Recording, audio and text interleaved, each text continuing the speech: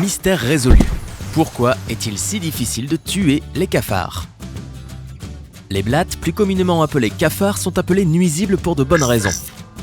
On peut rencontrer ces petits monstres n'importe quand, courant sur les murs, explorant les éviers, rampant sur les plans de travail ou se baladant tranquillement sur notre tête de lit pendant la nuit. Mais le plus frustrant avec ces insectes, c'est qu'il est extrêmement difficile de s'en débarrasser, peu importe la quantité d'insecticides ou de pièges à insectes que l'on utilise.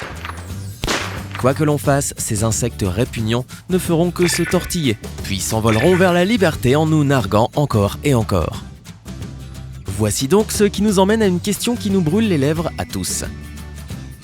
Pourquoi les cafards sont-ils si difficiles à tuer ?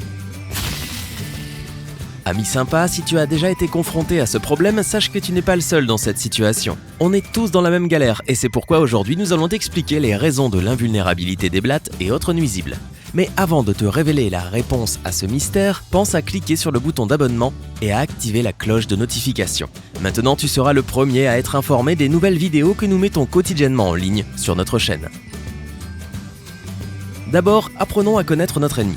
Selon une estimation approximative, il existe environ 4500 espèces de cafards dans le monde, mais seulement 30 d'entre elles sont vraiment considérées comme nuisibles. L'Organisation mondiale de la santé a déclaré que les espèces les plus répandues sont les blattes américaines, allemandes, orientales, australiennes et les blattes rayées. Bien sûr, tant que tu verras dans ta cuisine un insecte au corps ovale, brun-rouge avec 6 pattes et 2 antennes, tu ne feras probablement pas la différence et tu voudras automatiquement le faire disparaître. L'espèce de la blatte la plus célèbre est la Periplaneta americana, aussi connue sous le nom de blatte américaine. Contrairement à leur nom, elles ne sont pas originaires des États-Unis. Leur berceau originel se trouve en Afrique. Mais ils ont fait du bateau-stop au XVIIe siècle, avant de conquérir les États-Unis et une bonne partie du monde. Quelle ambition! Une autre particularité dont ces cafards peuvent être fiers, ce sont leurs gènes stupéfiants, qui sont la clé de leur survie dans n'importe quel type d'environnement. Ils n'auraient pas survécu plus de 320 millions d'années sans ça. Oui, tu as bien compris, on parle d'un insecte qui a côtoyé les dinosaures. Selon une étude publiée dans Nature Communications, les blattes possèdent l'une des plus grandes séquences de génome parmi tous les insectes réunis. Elles ont presque autant de gènes que les humains, soit environ 20 000. Le Genome News Network explique que le séquençage du génome aide à décoder la manière dont les gènes travaillent ensemble pour contrôler la croissance, le développement et le maintien d'un organisme. Mais qu'y a-t-il dans ces gènes ? Les cafards ont 154 récepteurs olfactifs, soit 2 fois plus que n'importe quel autre insecte. Pas étonnant qu'ils puissent facilement détecter la moindre petite miette sur le sol. Ils ont aussi 522 récepteurs gustatifs, ce qui signifie une seule chose. Côté nourriture, ils ne sont pas difficiles. S'ils ne trouvent pas d'aliments convenables, ils jetteront leur dévolu sur des objets comme le carton, les reliures de livres et les panneaux de faux plafond contenant de l'amidon. Et c'est là où ça devient flippant. En cas de besoin, ils peuvent carrément manger leur propre peau, ou même leurs camarades morts ou blessés. Les cafards font toutes ces choses dégoûtantes au nom de la survie. Cette même étude a également révélé que les blattes développent également une enzyme spéciale qui les aide à survivre à une pulvérisation de pesticides et à s'échapper. Mais nous n'avons pas encore fini. Les blattes ont un système immunitaire incroyablement fort qui leur permet de résister aux microbes et aux champignons nuisibles. C'est pourquoi même l'environnement le plus insalubre et le plus hostile peut devenir pour elles un doux foyer. Mais alors, on n'a qu'à leur couper la tête, non ? Eh bien, figure-toi que d'après un article du Scientific American, un Américain peut reboucher le trou situé à la place de sa tête manquante pour ne pas se vider de son sang. N'ayant ni bouche ni nez, il respire par des stigmates, qui sont des petits trous situés sur chaque segment de son corps. Le cerveau du cafard ne contrôle pas sa respiration, et il aspire donc l'air par ses trachées qui sont directement reliées à ces stigmates. Un cafard pourra ainsi vivre durant plusieurs semaines parce qu'il a le sang froid. En plus, les antennes de sa tête décapitée pourront encore te faire « coucou » pendant plusieurs heures, ce qui veut dire que sa tête reste en quelque sorte vivante. Les scientifiques pensent même que si on lui donne des nutriments et qu'on la place au congélateur, sa petite frémousse pourrait survivre encore plus longtemps. C'est quoi ce truc de fou ? Au cas où tu envisages de te mettre à amputer un cafard de ses membres, sache que cela ne servira à rien, car ces gènes contiennent des propriétés régénératrices. Tu comprends maintenant mieux pourquoi les cafards sont si difficiles à tuer. Ils peuvent survivre à toutes les tentatives d'extermination, même les plus sournoises, que ce soit la faim, la maladie ou même la décapitation. Mais pour être plus objectif, ne mettons pas l'accent uniquement sur ce type d'insectes nuisibles. Voici d'autres bestioles dont il est tout aussi difficile de se débarrasser. Numéro 1, le Weta. Jusqu'à maintenant, les scientifiques n'ont pas encore réussi à réanimer d'humains cryogénisés. Actuellement, seuls quelques patients sont inscrits dans un programme de cryogénisation, comme cette jeune Britannique de 14 ans qui est décédée d'un cancer. Mais seul l'avenir nous dira si ces personnes pourront un jour être réanimées. Peut-être bien que les scientifiques auraient besoin des conseils d'un Weta pour parvenir à cette tâche. Le Weta est origine de Nouvelle-Zélande.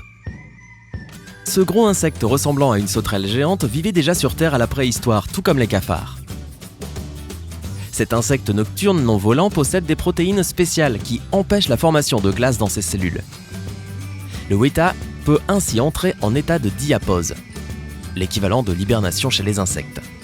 Son corps gèle en hiver, mais grâce à l'antigel présent dans son sang, il peut littéralement se décongeler à l'arrivée du printemps. Nous savons maintenant comment il a survécu à l'ère glaciaire. Numéro 2, les punaises de lit.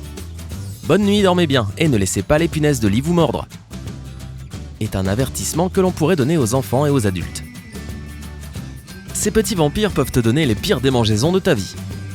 Dans une étude publiée dans Nature Communication, les scientifiques ont finalement compris pourquoi il est si difficile de se débarrasser de ce type d'insectes. Tout d'abord, ce sont de véritables zombies, ou plutôt des fossiles vivants. En fait, les punaises de lit n'ont pas évolué depuis plus de 200 000 ans. Et tout comme les cafards, elles survivent à presque tout. Les gènes de la punaise de lit, et oui encore eux, contiennent des enzymes et des protéines lui permettant de résister à de nombreux pesticides et produits chimiques. Elle porte également les gènes d'autres organismes, comme ceux de la bactérie Wolbachia, un parasite des arthropodes. Ceci l'aide à renforcer son système immunitaire. De plus, son corps lui permet d'ingérer du liquide, par exemple du sang, jusqu'à atteindre 200 fois sa taille. Bah. Numéro 3, la mouche domestique. Ces petits envahisseurs inondent nos maisons en été et se posent là où bon leur semble, et de préférence sur nos aliments. La mouche domestique occupe près de 90% des habitations humaines. Elle est originaire d'Asie centrale et peut transporter plus de 100 agents pathogènes dangereux comme le choléra, la typhoïde ou la tuberculose.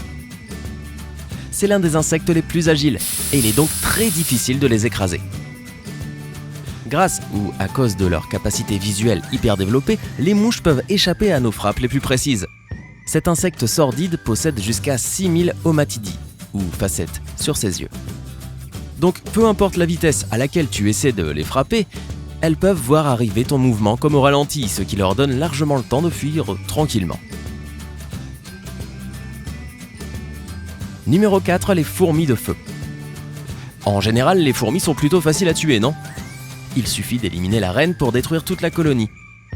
Cependant, les fourmis de feu nécessitent une mise à mort bien spéciale pour éviter qu'elles ne reviennent. Pour commencer, ce sont des créatures sociales, surtout leurs reines. Elles peuvent donc s'unir avec d'autres reines pour créer ensemble une nouvelle colonie. Tu as bien entendu, il n'y a donc pas une, mais plusieurs reines par fourmilière. D'un point de vue scientifique, c'est ce qu'on appelle la polygynie. En raison du chromosome social des fourmis de feu, le GP9, elles peuvent parfaitement vivre dans d'autres colonies. Ce qui les rend plus difficiles à éliminer car il faut trouver et tuer chaque reine. Et plus il y a de reines, plus elles sont redoutables. Lequel des insectes de cette vidéo t'a le plus effrayé ? Dis-le nous dans les commentaires. N'oublie pas de cliquer sur le pouce en l'air et de partager cette vidéo avec tes amis si elle t'a plu. Reste toujours à l'écoute et abonne-toi à la chaîne pour rester du côté sympa de la vie.